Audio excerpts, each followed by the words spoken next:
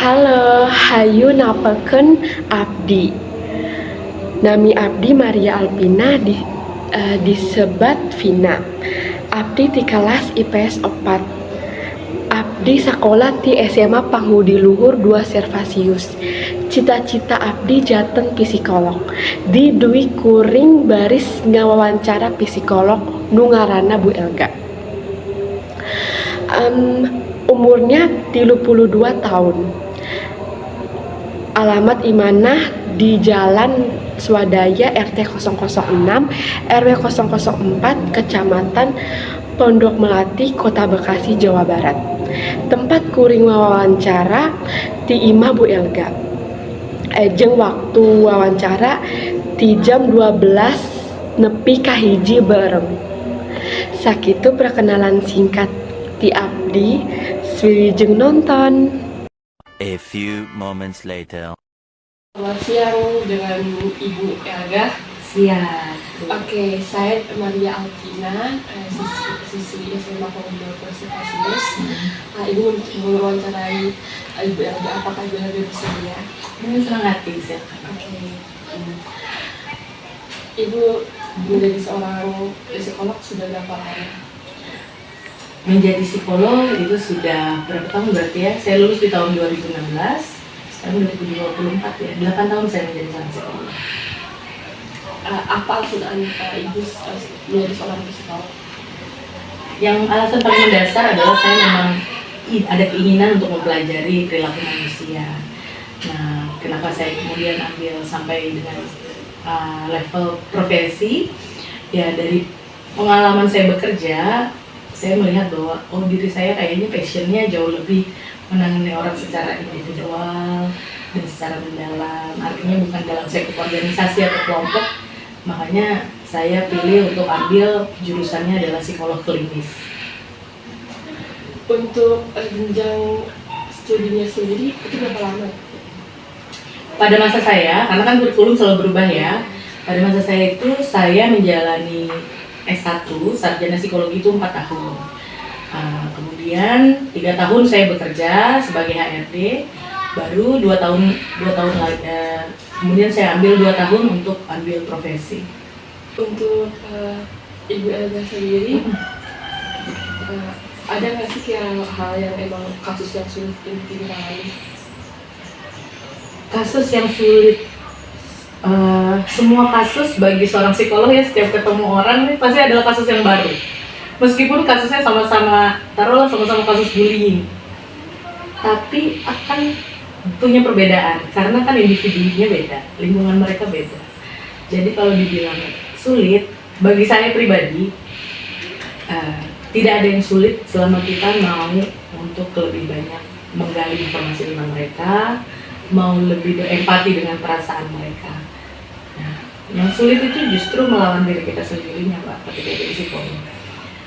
Kita jadi psikolog tuh nggak boleh so tahu. Mentang-mentang kita punya ilmunya, kita udah mulai nebak nih.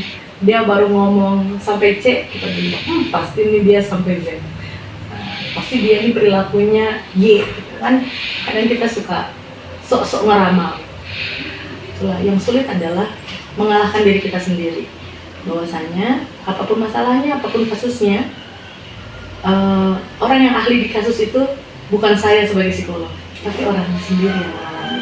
Dan saya hanya membantu dia untuk mencari potensi diri dia, bagaimana dia bisa keluar dari masalahnya. Terus ini, jadi tidak ada yang sulit selama kita mau berempati.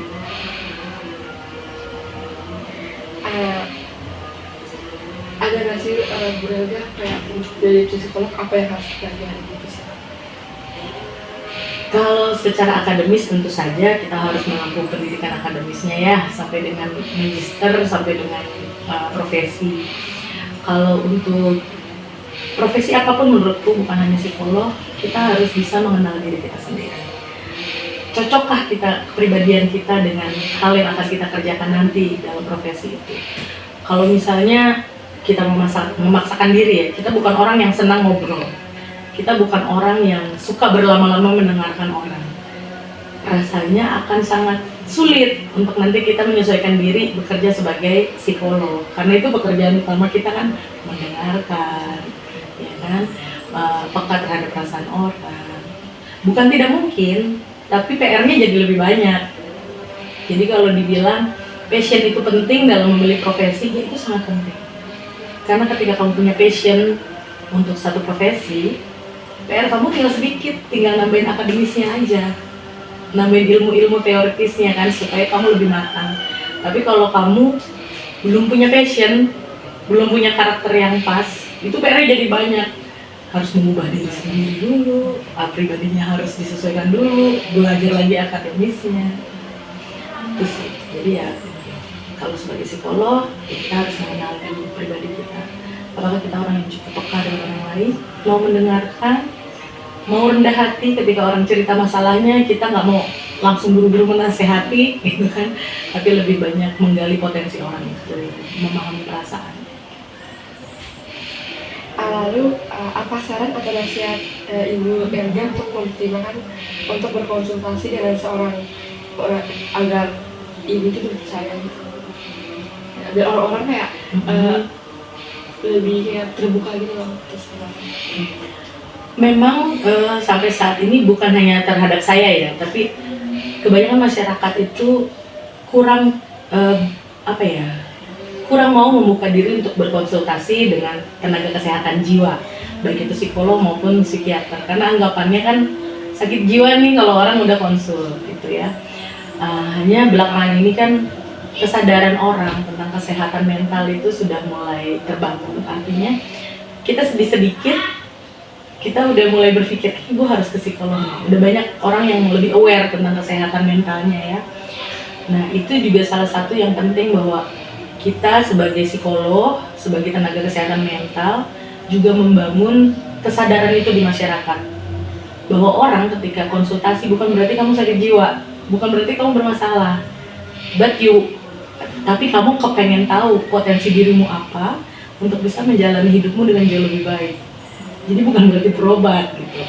Kalau orang kesadarannya sudah tumbuh, tinggal bagaimana dari kita sebagai psikolog bisa menerima individu yang datang kepada kita itu ya tadi dengan empati, menerima dia apa adanya, mau mencari potensinya, bukan menggali kekurangannya. Kayak misalnya ada orang datang putus dengan pacar, dia depresi seminggu, tidak makan, jatuh sakit, berdiam diri, isolasi diri. Kalau kita orangnya judgmental, kita akan bilang, lemah banget sih kamu gak bisa move on, ya kan? Kok kamu begitu sih, masa depan masih panjang, bla bla bla. Itu bukan seorang psikolog. Kalau seorang psikolog dia akan lihat apa yang membuat orang itu kok bisa sebegitu terpukulnya. Temennya yang lain diputusin udah langsung jalan sama teman yang lain, yang ini kenapa bisa sampai depresi? Kita gali dari masa kecilnya, mungkin kan ada pengalaman masa kecil yang kurang baik. Nah ini kita selesaikan dari awal akar-akarnya itu. Terus sih makanya seorang psikolog itu ya memang harus empati itu. It's okay to cry, it's okay to be weak. Bahwa kalau orang datang kepadamu dalam kondisi yang mungkin menurutmu lemah gitu ya, tapi tugas kita bukan untuk mengatakan kelemahan orang itu, tapi membantu dia menemukan potensinya untuk lebih maju. Lalu bagaimana tanggapan Ibu mengenai kayak kasus bullying antara remaja anak remaja sekarang, dan kesehatan mental itu penting bagi anak remaja? Betul. Kebetulan memang 2 tahun belakangan ini kasus bullying banyak banget datang ya kepada saya ya. Dan secara universal saya bilang bahwa dalam kasus bullying ya korban dan pelaku itu sama-sama korban.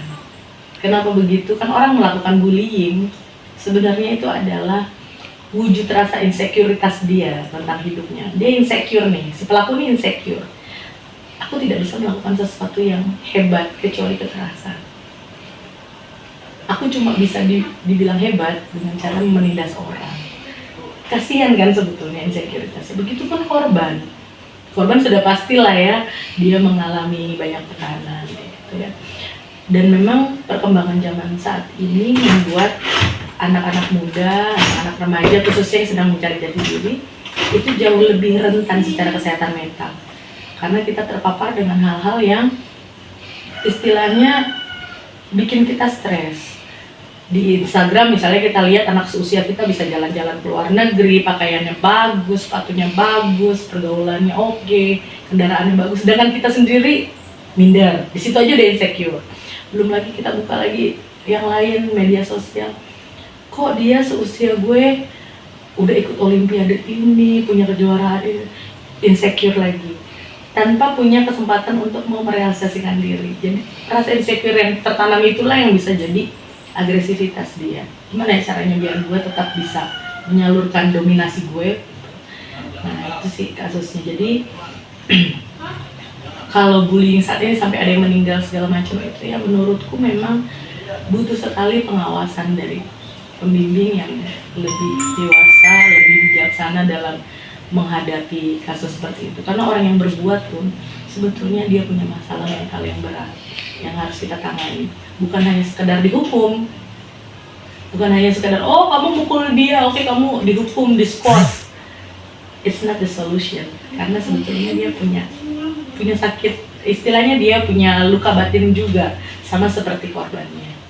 Kalau selama ini kan penanganannya kan masih sangat klasik ya. Kalau ya memang kita wajar lah, kita maklumi ya, di sekolah orang tua semua sekedar kalau kamu salah ya dihukum, kalau kamu sakit ya kamu yang mendapatkan perhatian. Padahal sebetulnya bullying ini baik pelaku maupun korban itu adalah sama-sama korban dan harus sama-sama mendapatkan penanganan mental yang sesuai, karena mereka dua-duanya ini pasti masa lalunya punya masalah gitu yang harus diselesaikan dulu dengan dirinya.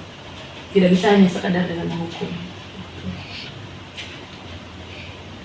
Oke baik Bu, itu dari saya terima kasih atas waktunya Ibu berikan kepada saya bisa diwawancara. Ya, jadi besok kalau ada kasus bullying yang dimusuhin pelakunya, ajak ngobrol, dan korbannya juga ajak ngobrol, jangan hanya tentang dia disakiti, tapi lihat mengapa dia bisa membiarkan orang lain menyakiti dia secara berulang. Oke? Oke Bu. 我有一位成了甩家口分，这访谈的主要的焦点是，研究一个人的行为和生了健康非常重要，而是角色我的广播生培呢，谢谢大家。